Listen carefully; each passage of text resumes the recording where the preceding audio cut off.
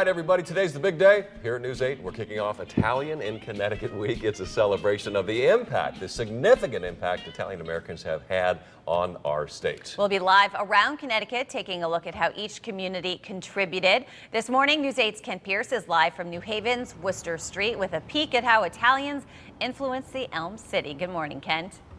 Good morning, Allie and Jim. And New Haven and a lot of other cities in Connecticut would certainly look a lot different were it not for all the hard work of Italian immigrants. In fact, News 8 might not exist at all if it weren't for one of them. And we figured what better place to kick off Italian in Connecticut Week than right here under the iconic arch at Worcester Street.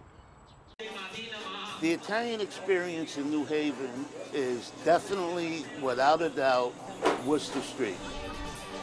Under that iconic arch is the heart of New Haven's Little Italy, Worcester Street. How about this? How about that New Haven-style pizza? It may be the best in the world, and everyone has their own favorite pizzeria. Each person uses a little bit different type of dough, a different cheese, or a different sauce. The secret may be the tomatoes. Where do they come from? I could tell you that they're an Italian plum tomato, but I can't tell you where they're from. Why are the tomatoes so good on pizza around here? Well, that's because that came from the volcanic ashes of Pompeii. Author Anthony Riccio literally wrote the book on the Italian-American experience in New Haven. He says immigrants from the area near Naples brought their cooking traditions with them when they came to New Haven for jobs. It was an industrial revolution going on in this country at the turn of the century, and they needed cheap labor, and Italy supplied that. It was not easy work, however. At the time, building a lot of the infrastructure here in New Haven, life expectancy certainly wasn't what it is today. So you had many of these Italian Americans passing away and leaving widows and orphans. The Knights of Columbus started as an organization to help those widows and orphans. It's still based in New Haven, but now has almost 2 million members around the world.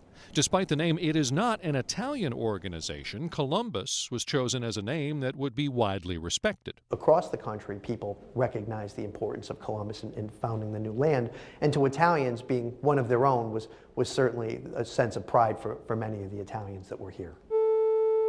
We have a sense of pride in the Italian roots of News 8. The man who got us on the air in 1948 had his first job fixing bicycles in Milan at age 14. At 16, his brother that was here, the older brother, called him and he came to the United States.